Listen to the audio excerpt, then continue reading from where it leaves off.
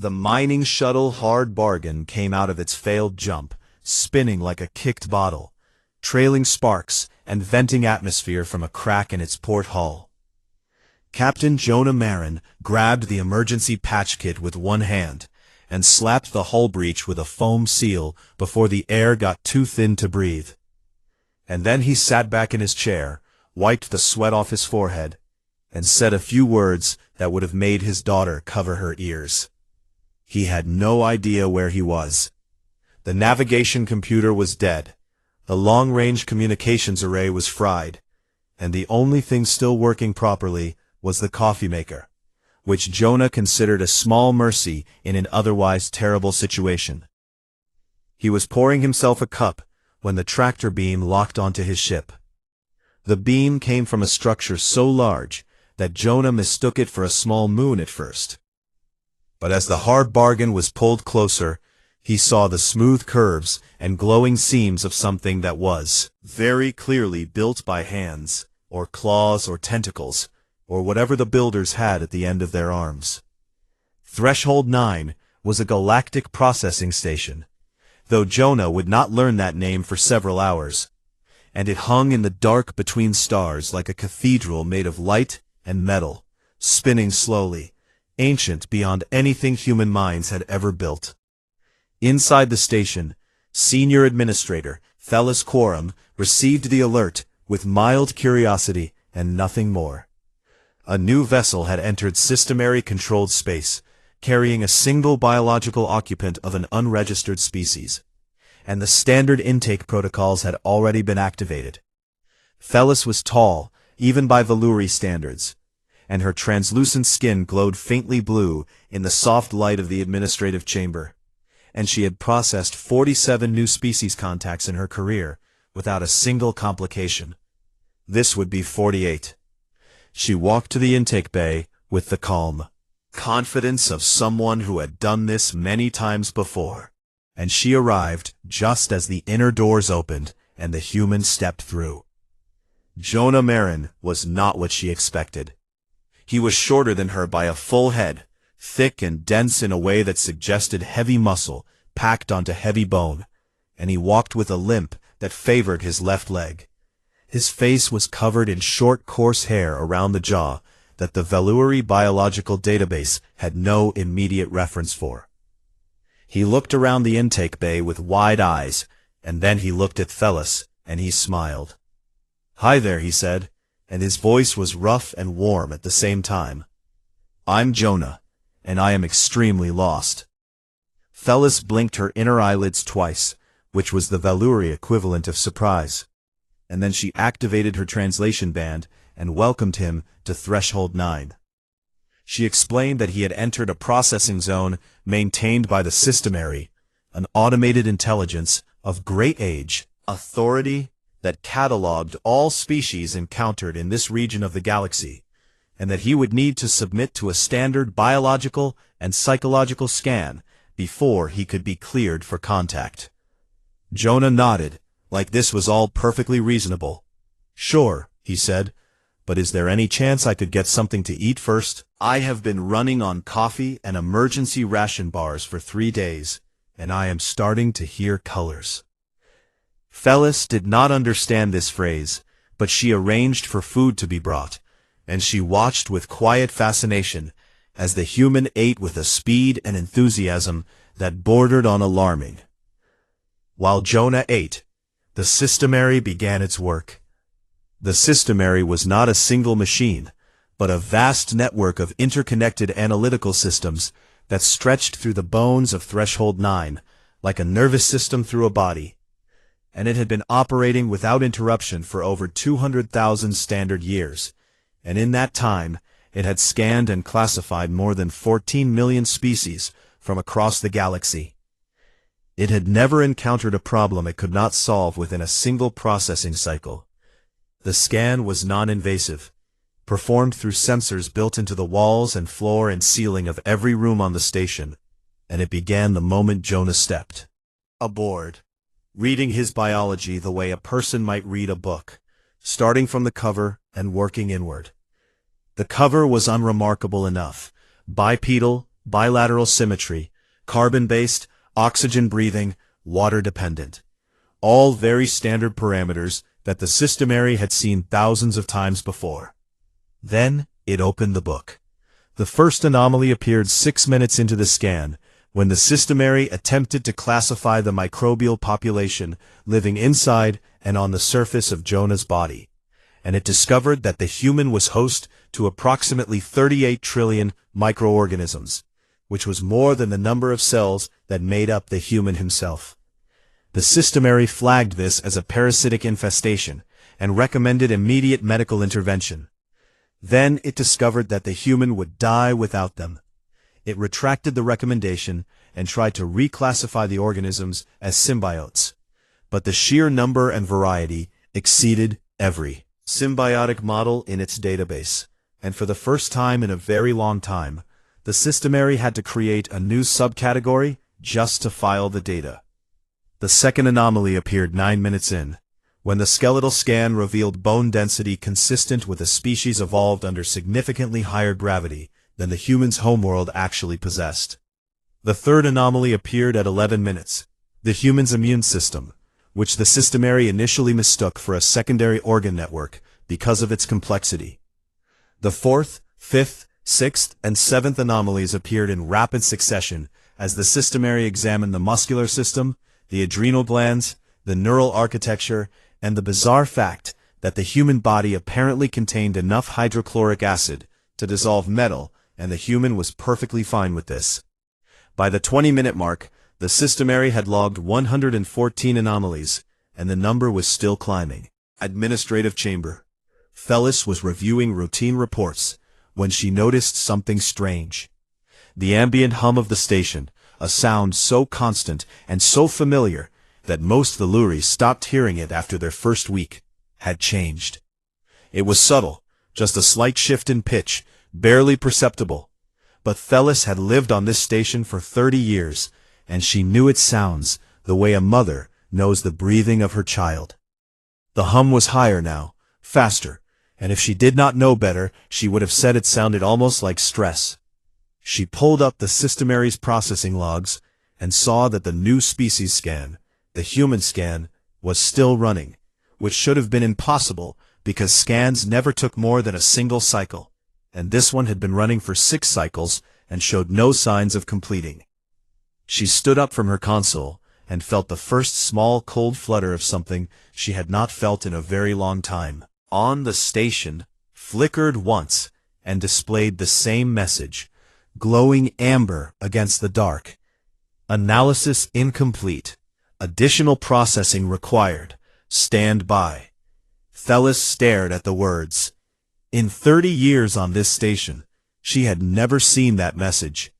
In 200,000 years of operation, no one had.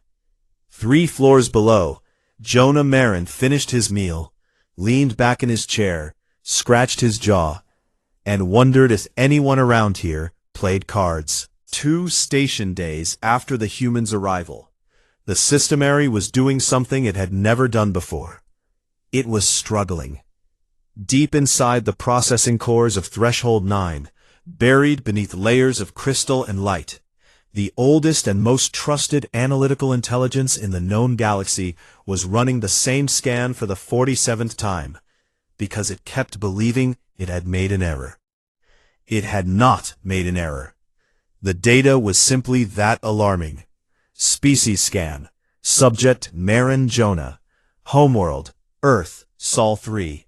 Status, in progress. Skeletal system. Endoskeletal structure of calciumite mineral composition. Density exceeds expected range for stated gravity of Homeworld by factor of 1 to 7. Anomaly. Bones are capable of self-repair following fracture. Repaired bone tissue shows increased density at break site. Query. Subject skeletal system responds to damage by becoming more resilient. This pattern is not present in any other classified species. Flag for review. The systemary moved on to the immune system and immediately wished it had not. Immune system. Subject maintains an internal defense network of extraordinary complexity. White blood cells engage in constant active warfare against microbial threats. Subject's body temperature is maintained at a level that would constitute a dangerous fever in 94% of known species. Subject maintains this temperature at all times. This appears to be a deliberate evolutionary strategy of running a permanent, low-grade fever to suppress pathogenic activity. Additional note: when actually ill, the subject's body increases this temperature further, essentially cooking the infection from the inside. This is considered normal by the subject. 3 floors above the processing cores, in the guest quarters that had been assigned to him, Jonah Marin was having a perfectly ordinary morning. He had woken up, stretched until his spine made a series of popping sounds. That caused the monitoring system to briefly flag a structural failure alert. And then he had done push-ups on the floor, because his body felt stiff from 2 days of sitting around. The Valuri medic assigned to observe him, a young female named Dressy, watched through the monitoring feed with growing unease, as the human repeatedly lowered himself to the ground and then pushed himself back up, using only his forelimbs. She counted 40 repetitions before he stopped, and by the end, his skin had changed color, flushing red across the face and neck, and a liquid was seeping from pores all over his body. Dressy nearly triggered a medical emergency before the systemary informed her that this was called sweating, and it was how the human regulated its internal temperature. The human cooled itself by leaking. Dressy had to sit down for a moment after that. Later that morning, Jonah was visited by Thelis, who had come to check on him and ask if he needed anything, and she found him sitting on the floor with a small furry creature in his lap. The creature was a driel, a semi-feral pest species that lived in the walls of the station and had resisted every attempt at removal for the past 60 years, and it was sitting in Jonah's cupped hands, eating crumbs from one of his ration bars, while Jonah scratched it gently behind what might have been ears. "This little guy showed up last night," Jonah said, grinning up at Thelis. "I think he was hungry." Thelis stared at the driel, which was a species known for biting anything that came near it, and the driel stared back at her with its black bead eyes, perfectly calm and content in the hands of a creature that could have crushed it without effort. "How did you do that?" Thelis asked. Jonah shrugged. "I just offered it some food and sat very still and waited. Animals usually come around if you are patient enough." By the afternoon, there were 3 more driel following Jonah through the corridors, and the maintenance staff were watching with their mouths open. Meanwhile, the systemary had reached the section of its analysis concerning human behavior and psychology, and this was where things truly went wrong. Behavioral analysis. Subject species displays pack bonding behavior of unprecedented intensity. Subject has formed apparent emotional attachment to a non-sapient pest species within 1 to 2 station days. Cross-reference. Species appears capable of forming social bonds with virtually any other organism, regardless of species, threat level, or reciprocity. This behavior pattern has no equivalent in the database. Note: subject was asked about recreational activities on Homeworld. Subject described an activity called marathon running, in which humans run continuously for a distance of 42 kilometers without stopping. Subject confirmed this is performed voluntarily and for entertainment. Subject further confirmed that millions of his species participate in this activity. Query: why? Subject response: it feels good to push yourself. Error: response does not compute within existing behavioral models. Filing under unexplained. The systemary then asked Jonah about the food he had brought aboard his ship, and discovered that one of the items in his ration kit was a small bottle of liquid labeled hot sauce. Analysis of this substance revealed it contained capsaicin, a chemical compound produced by certain plants on the human homeworld, as a defense mechanism specifically designed to cause pain in any animal that attempted to eat them. Humans ate it on purpose. They put it on everything. They had competitions to see who could eat the most of it. They gave it to their children. Capsaicin analysis, chemical weapon produced by prey species flora, triggers intense pain response in mammalian nerve receptors. Subject voluntarily applies this substance to food, states it makes things taste better. 16,000 varieties of this substance exist on Homeworld. Humans have selectively bred the source plants to produce stronger versions. The systemary did not have an emotion subroutine, but if it did, that subroutine would have been screaming. Late in the evening, Jonah mentioned to Dressy the medic that he had broken his leg once, years ago, in a mining accident, and that it had healed up fine, though it still bothered him in the cold. Dressy asked him to repeat this. Jonah repeated it. Dressy asked him to clarify. Was he saying that the bone had fractured completely, and then his body had repaired the damage without surgical intervention or technological assistance? Well, they set it in a cast to keep it straight, Jonah said. But yeah, the bone just kind of grew back together on its own. Took about 6 weeks. Dressy was quiet for a long time after that, and when she filed her report that evening, her hands were not entirely steady. On the administrative level, Phyllis had convened a classified meeting with her senior staff, and she stood before them with the systemary's preliminary report projected on the wall behind her. And the room was very quiet. The systemary has been scanning species for over 200,000 years, Phyllis said, her voice calm, but her skin flickering with pale light the way it did when she was stressed. It has never once failed to complete a classification within a single cycle, and it has never once requested additional processing time. She paused. It has now requested additional time 4 times, and the anomaly count in the human's file has passed 600. And I have just received a notification that I have never seen before and that none of you have ever seen before. She brought up the notification on the screen. Reclassification in progress. Galactic Threat Index. Recalculating. Staff looked at each other. What does that mean? One of them asked. It means, Phyllis said slowly, that the systemary is not just analyzing the human anymore. It is reconsidering everything it thought it knew. Below them, unaware of any of this, Jonah Marin sat on the floor of his quarters with 4 drill piled in his lap, and he was telling them a story about a dog he had when he was a boy, and the drill did not understand a word of it, but they listened anyway, because his voice was warm, and his hands were gentle, and for reasons that no system in the galaxy could classify, they trusted him completely.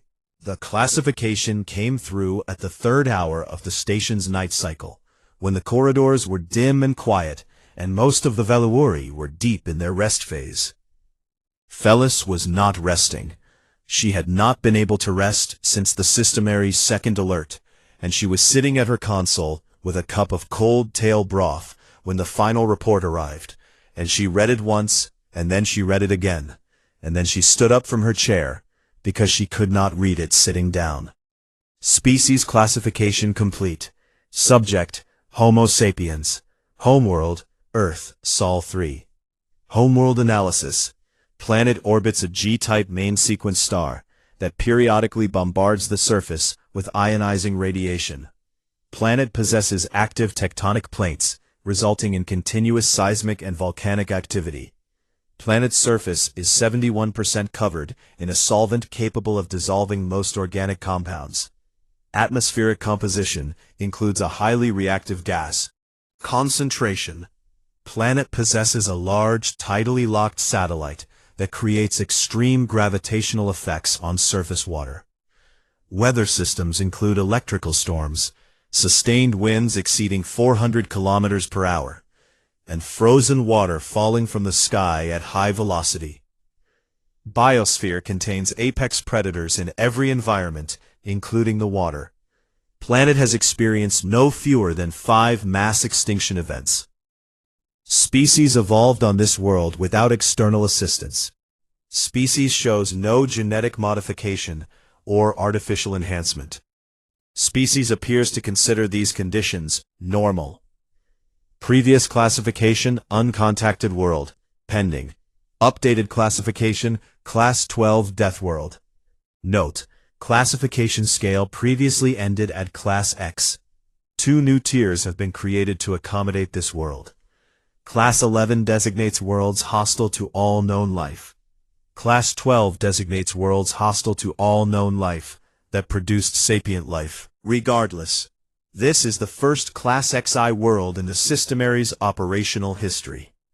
Phyllis felt the blood drain from her translucent skin until she was nearly clear, and she reached for her communication console and opened a priority channel to the Galactic Concord. The response was immediate, because the Systemary had already sent its own automated alert the moment the classification was finalized. And within an hour, Phyllis was fielding communications from more than 30 species governments, and every single one of them was afraid. She understood why. In the long history of the galaxy, only a handful of species had ever emerged from Deathworlds, and every one of them had been a catastrophe. The worst had been the Kralith, a species of armored predators from a volcanic hellworld who had achieved spaceflight roughly 80,000 years ago and immediately begun a campaign of expansion that had burned across an entire galactic arm before a coalition of elder species managed to stop them at a cost of billions of lives and 2 destroyed homeworlds. The Kralith were gone now, reduced to archaeological footnotes and cautionary tales, but the memory of them lived in the genetic terror of every species that had survived that era. And now the Systemary was saying that it had found something worse. Not worse in terms of individual lethality, the Kralith had been larger and stronger and harder to kill, but worse in terms of sheer adaptive potential, because the humans did something the Kralith had never done. The humans adapted to everything. The Kralith had been supreme predators, built for one environment, dominant within it, and they had conquered the galaxy by brute force and overwhelming aggression. Humans were different. Humans lived in every environment their planet offered. Burning deserts, and frozen wastelands, and dense jungles, and open oceans, and high mountains where the air was too thin to sustain most mammalian life. And they did not do this through biological specialization, but through sheer stubborn refusal to accept that they did not belong there. They built tools, they wore the skins of other animals, they made fire, they cooperated in groups of staggering size, and they simply refused to die. The Galactic Concord convened an emergency session, and dispatched a diplomatic delegation to Threshold 9 to assess the situation. And 3 representatives were chosen, each from a species with a different perspective on the threat. Ambassador Sulan Vasht of the Moravi arrived first, a tall reptilian figure with scales the color of deep water, and eyes that missed nothing, ancient and patient. A diplomat who had negotiated treaties between species that had been at war for millennia, and who approached every new situation with the cold precision of a surgeon examining a wound. Witness Orr of the Deep Thinkers arrived second, not a single being, but a multitude, collective, a silicon-based hive consciousness that inhabited a cluster of resonating crystals carried in a hovering cradle, communicating through vibrations that the translation systems rendered into flat, toneless speech, utterly alien in thought and perception, chosen for its objectivity. Fleet Commander Crest Tolligan of the Ulhari arrived last, and she arrived angry. Tolligan was insectoid, 4 arms, compound eyes, a thorax covered in ceremonial battle scars, and she was one of the most decorated military officers in the Concord. And she had earned every scar and every commendation in the final campaign against the Kralith remnants 60 years ago. She had watched her broodmother die in that campaign. She had watched 2 colony worlds burn, and now she was standing on Threshold 9, reading the Systemary's report on a new Deathworld species, and every line of data was a mirror of the nightmares she had spent 6 decades trying to forget. Decided before she stepped off her ship. Neutralization, she said to Thelles, within the first hour, her mandibles clicking with each syllable. Full quarantine, followed by strategic neutralization before they develop faster-than-light capability. This is not a debate, Administrator. This is survival. Thelles told her that a hearing would be conducted first, as was required by Concord law. And Toligan's compound eyes burned, but she accepted it. Jonah knew none of this. He had spent the day exploring the parts of the station he was allowed to access, and he had found a broken water recycler in one of the lower corridors that the maintenance team had apparently given up on. And he had spent 2 hours taking it apart with the multi-tool he kept in his boot, and putting it back together, and now it worked. He had used adhesive tape for one of the seals. The maintenance team stood in a half-circle behind him, watching, and they were not sure whether to be impressed or horrified that he had fixed in 2 hours what they had failed to fix in 3 months using nothing but a folding knife and tape. Later that evening, Phyllis came to see Jonah in his quarters, and she stood in the doorway and looked at him, this small, dense creature sitting on the floor with Dreel climbing over his shoulders, and she tried to reconcile what she saw with what the Systemary's report described. "Jonah," she said, and her voice was careful, "there are people coming to the station to meet you. Representatives from the governing body of this region of the galaxy." "That sounds important," Jonah said. "It is," Phyllis said, "and I need you to understand that they may not be friendly. The classification that our system has given your homeworld is one that carries very serious implications, and some of the representatives have strong feelings about species that come from worlds like yours." Jonah looked at her, and his eyes were steady and calm in a way that should have been reassuring but was actually unsettling, because it was the calm of someone who had been in danger before and had learned to hold very still when it was close. "How serious are we talking?" he asked.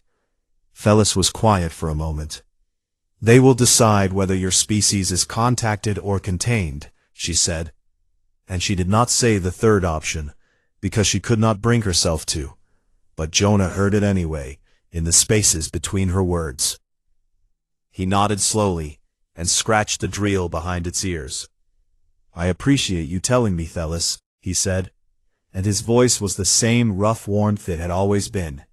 And there was no fear in it, not because he was brave, but because fear was something he had lived with for so long that it had become just another thing in the room. "I have been in danger my whole life," he said. "Comes with being human." Phyllis left his quarters and walked back to her office. About those words for a long time, and she was still thinking about them when the lights dimmed for the night cycle, and the station fell quiet around her. In the processing cores far below, the Systemary continued its analysis, and it had found one more thing about humans that it could not classify, could not quantify, could not fit into any existing model. Humans knew what they were. They knew they were fragile and short-lived and soft-bodied and small in a universe that was none of those things. And they looked at the void anyway, and they did not look away. The Systemary did not have a word for this. It searched its entire database, every language of every species it had ever catalogued, 14 million civilizations across 200,000 years. None of them had a word for it either. Only the humans did. The high chamber of Threshold 9 was a vast circular room built from pale stone that glowed faintly from within. And it had been designed 200,000 years ago for exactly this kind of moment, though the architects who built it probably never imagined that the being standing at its center would be a limping salvage captain with tape residue on his fingers and a small furry animal asleep in his jacket pocket. Jonah Marin stood alone on the speaking floor. Above him, arranged in a tiered crescent, sat the 3 representatives of the Galactic Concord, and behind them sat Phyllis and her senior staff. And behind them the chamber's observation galleries were packed with Valuri, who had come to see the Deathworld creature for themselves. Jonah looked up at all of them, and he did not flinch, though his heart was beating faster than he wanted it to, and his bad leg was aching the way it always did when he was stressed. Fleet Commander Crest Toligan spoke. She stood at her place on the crescent, all 4 of her arms folded across her scarred thorax, and her compound eyes caught the light in a way that made them look like they were burning. And when she spoke, Her voice was hard and sharp and precise. "I will present the case for neutralization," she said, and the chamber went very still. She activated the display system, and the systemary's data filled the air above the speaking floor. Holographic projections of human anatomy, human history, human capability. And beside each human data point, she placed the corresponding data from the Kralith files. The parallels were devastating. Both species were endurance predators, she said, and both species had evolved on hostile worlds that rewarded aggression and adaptability. And both species had developed tool use to compensate for physical limitations. And both species had demonstrated the ability to cooperate in enormous groups to achieve military objectives. She showed them the Kralith War, projecting images of burning worlds and shattered fleets, and then she showed them the human data, their world wars, their nuclear weapons, their capacity for organized violence on a scale that made several of the Veluri in the gallery physically ill. "This species built a weapon capable of destroying an entire city," Tolagan said, her mandibles tight. "And then they built a bigger one, and then they built thousands of them, and then they pointed those weapons at each other and lived like that for decades." She turned her burning eyes to Jonah. "You are not new," she said. "You are the same thing we have seen before, wearing different skin. And last time we were too slow, and billions died. I will not be too slow again." Ambassador Sulan Vasht went next, and where Tolagan had been fire, Vasht was ice. The Morhavi diplomat asked his questions with the quiet patience of someone who already knew the answers, and wanted the room to hear them. And Jonah answered every question honestly, because he did not know how to do anything else. Vasht asked about human wars, and Jonah told him about the world wars, about trenches and gas, and bombs that fell from the sky on sleeping cities. Vasht asked about slavery, and Jonah told him about that too, about chains and ships and centuries of suffering built on the idea that some humans were less than others. Vasht asked about what humans had done to their own planet, the forests they had burned, the species they had driven to extinction, the poisons they had poured into their own air and water. And Jonah told him all of it, every ugly truth, holding nothing back. The chamber was cold by the time he finished, and the Veluri in the galleries were not looking at Jonah with curiosity anymore, but with something closer to horror. Vasht's conclusion was measured but damning. The subject species is not merely a threat to others, he said. It is a threat to itself, a species that builds weapons it cannot control and destroys the only world it has, is not rational, it is not stable, and it cannot be predicted. Containment is the minimum responsible action. Witness Orr said nothing. The Deep Thinker Collective hovered in its cradle of resonating crystals, silent, observing, and its silence was heavier than either of the speeches that had come before it, because Orr was listening to things the others could not hear. The vibrations beneath the words, the frequencies of fear and anger, and something else that it had not yet identified. Then it was Jonah's turn. He stood on the speaking floor and looked up at the crescent, and he was just a man in a worn flight suit, with grease under his fingernails and a limp in his step. And he knew that he was supposed to defend his entire species, all 8 billion of them, and he knew that he was probably the worst possible person for the. He did not give a speech. He did not argue or plead or make grand declarations about the destiny of mankind. He just talked. Everything they said about us is true, he started, and his voice was quiet, but it carried in the perfect acoustics of the chamber. We have done terrible things. We have killed each other in numbers I cannot say out loud without feeling sick. And we have broken our own world in ways that will take generations to fix. And there is nothing I can say that makes any of that smaller. He paused and took a breath. But that is not all we are. He told them about his daughter, Lena, who was 7 years old and lived on Ceres Station with her grandmother, and who wanted to be a xenobotanist. even though humanity had not yet discovered any xenobotany, because she had seen pictures of alien plants in a book and decided that was what she wanted to do with her life. And no one had the heart to tell her it might not be possible. He told them about the time his mining crew had picked up a distress signal from a rival crew, people they had been competing against for the same salvage claim for months, and how there had not been a single moment of hesitation before they changed course to help. Because you do not leave people in the black, not ever, not even people you do not like. He told them about dogs. He told them that humans had taken wolves, actual predators, creatures with teeth and claws that could kill a human, and over thousands of years had turned them into companions, into family, into creatures that slept in their beds and licked their children's faces. And that when humans finally went to space, they brought their dogs with them, because they could not bear to explore the universe without their friends. "You are not wrong about us," he said, and his voice was rough now, in a way that had nothing to do with its natural texture. "We are everything your system says we are. We are killers and builders and fools who set our own house on fire and then argue about how to put it out." He stopped, and when he spoke again, his voice was barely above a whisper, but every being in that chamber heard it. "But we are also the species that looked up at the stars from a world that was trying to kill us every single day, and instead of giving up, instead of crawling into a hole and hiding, we reached. We built rockets out of metal and fire and math and hope, and we threw ourselves into the dark because we wanted to know what was out there." He looked at Tolagen. "You are afraid of us," he said, "not as an accusation, but as a fact. And I understand that. I have read your face, even if I cannot read your language, and I know what fear looks like, because I have worn it myself, more times than I can count." He looked at Vasht. "You think we are a danger to ourselves, and you are right. But we know it, and that is the difference.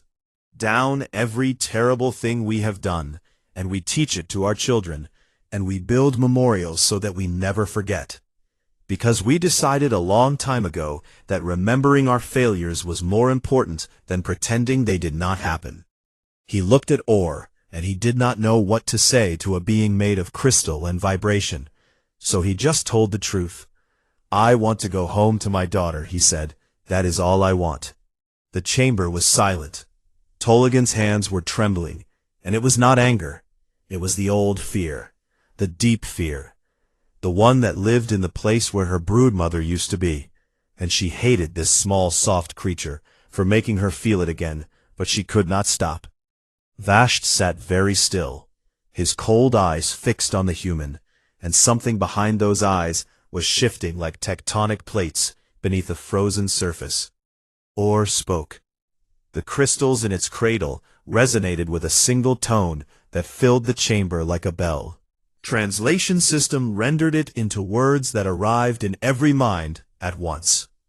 "This one wept when he spoke of his child," Orr said. "The Kralith had no word for child, only successor. These are not the same." The vote was called. Tolagen voted to neutralize, and her voice did not waver even though her hands did. Vasht voted to quarantine, and his voice was ice, but his eyes were not. Orr voted for contact, and its tone rang clear and certain. The Crescent turned to Thelis.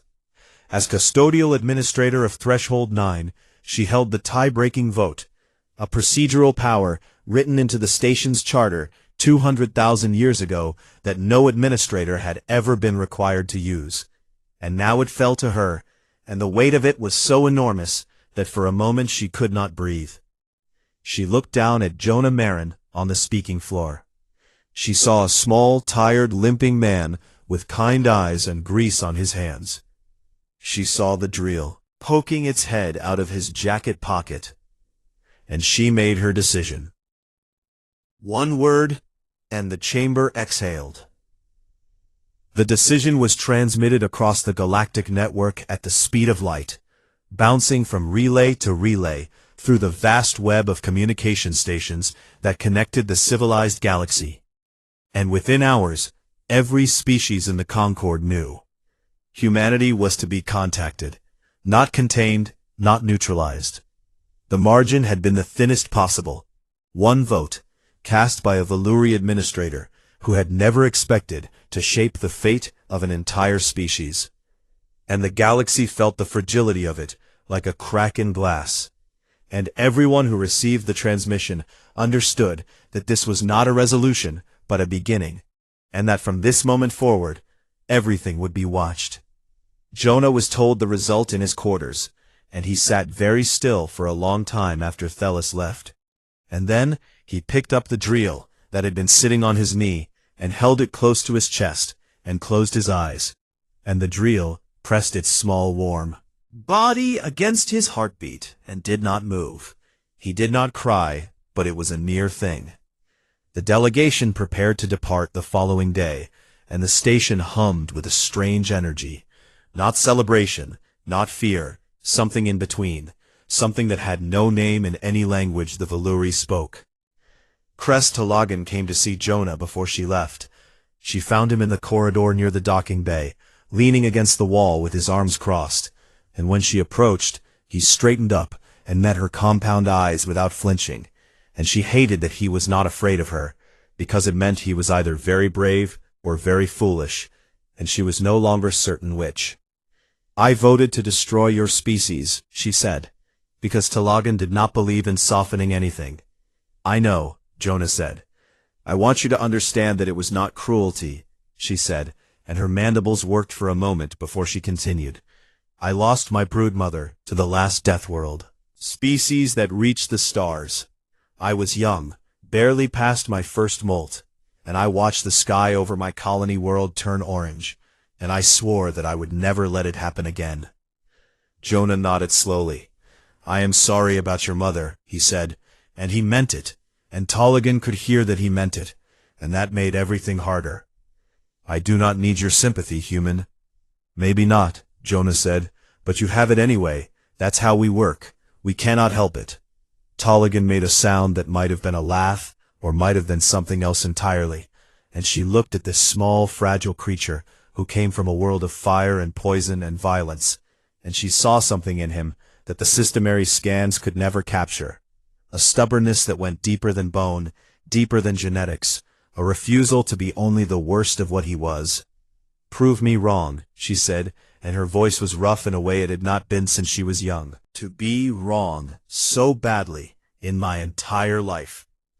Jonah held out his hand. Talogan looked at it. This strange human gesture she had seen him offer twice before. Once to her, when they first met. Once to Vashti during the hearing. Rejected both times. And she understood now what it meant. Or at least she understood enough. She took his hand. Her grip was like iron. 4 fingers closing around his palm with the strength of a species that had been forged in war. And Jonah's grip matched it. 5 blunt fingers squeezing back with the quiet power of a creature whose ancestors had strangled predators with their bare hands, and then gone home and built a fire and told stories about it. They stood like that for 3 heartbeats, and then Talogan released him and turned and walked to her ship without looking back. And Jonah watched her go, and he hoped, with a ferocity that surprised even him, that she would one day find peace with whatever she decided about his. Ambassador Vashti did not come to say goodbye, but he sent a message through the station's communication system. A single line in the formal diplomatic register of the Moravi. "The universe will be watching. Be worthy of the chance you have been given." Witness Orr passed through the corridor on its hovering cradle, while Jonah was still standing there. And the crystals chimed once as it passed. A single clear note that the translation system rendered as interesting. Jonah smiled at that. Thelis came to the docking bay when it was time for Jonah to leave, and she brought a communication relay, a sleek device that would allow humanity to receive and transmit signals on the galactic network, and a set of coordinates that would guide Jonah back to human space. "This relay will allow your people to hear us and speak to us," Thelis said, handing him the device. What happens after that is up to you. Jonah took the relay and held it carefully, understanding the weight of what he was holding. Not just a machine, but a door. A threshold that his entire species was about to cross. Thank you, Thelis, he said. Do not thank me, she said, and her translucent skin flickered with emotion she could not entirely control. I cast a vote based on what I saw, and what I saw was a man who fixed a water recycler with tape, and tamed creatures that bite everyone else, and spoke the truth even when the truth could have killed him. But I do not know if what I saw in you is what your species is, or only what you are. I guess we will both find out, Jonah said. He reached out and took her hand, gently, because Velouri bones were lighter than human bones, and he had learned to be careful. And Thelis let him, and the warmth of his skin against hers was startling, so much hotter than any Velouri, like touching a stone that had been sitting in the sun. Take care of the drill for me, Jonah said, laughed, and it was the first time he had heard her laugh, and it sounded like wind chimes in a soft breeze. He walked up the ramp of the hard bargain and sealed the hatch behind him, and he sat down in the pilot's seat and powered up the engines, and the little mining shuttle shuddered and groaned the way it always did, and the patch on the port hull held, and the coffee maker was still working. He set the coordinates Thelis had given him and laid in a course for home. As the docking clamps released and the hard bargain drifted free of Threshold 9, the console in front of Jonah chimed with an incoming message. Not from Thelis, not from the Concorde, but from the station's own internal system. From the systemary itself. Subject: Marin Jonah, Species Human, Homeworld Earth, Class XI. Note: this system has classified 14,227,103 species across 211,400 standard years of continuous operation. Note: no previous species has required the creation of new classification tier. Note: no previous species has caused a reclassification event. Note: this system does not understand the human concept called hope. Analysis of the term suggests it is the act of believing in a positive outcome, despite evidence to the contrary. This is irrational by every metric this system is capable of applying. Note: and yet, subject species has survived extinction-level events on 5 separate occasions, crossed the vacuum of space in ships held together with adhesive compounds, formed emotional bonds with creatures that could kill them, consumed poisons for pleasure, and healed from injuries that would be fatal to most galactic species, all of which is also irrational by every metric this system is capable of applying. Conclusion: irrationality may not be the correct framework. Updating species file. New entry: human. Classification: pending. Threat level: unknown. Potential: unprecedented. Good luck, Captain. Jonah read the message twice, and then he laughed. A real laugh. The kind that comes from somewhere deep and shakes the whole body. And he patted the console like it was an old friend. Thanks, he said to no one and everyone, and a machine that was older than human civilization.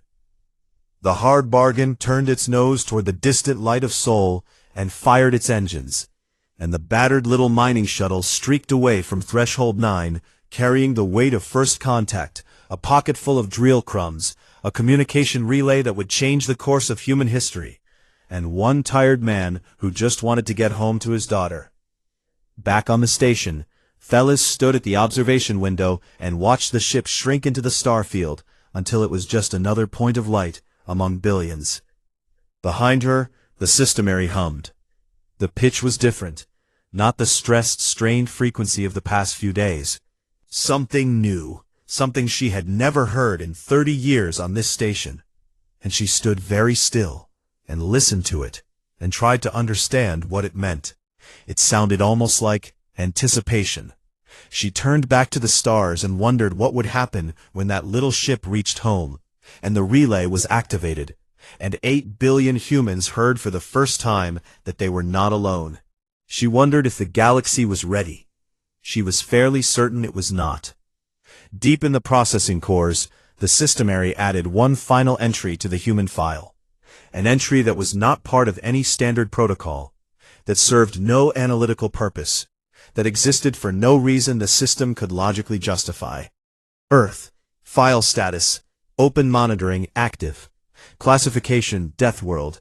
XII. Species status contacted. Probability of galactic disruption 94 to 7%. Probability of galactic enrichment 94 to 7%. Error. Value should not match resolution. Keeping both.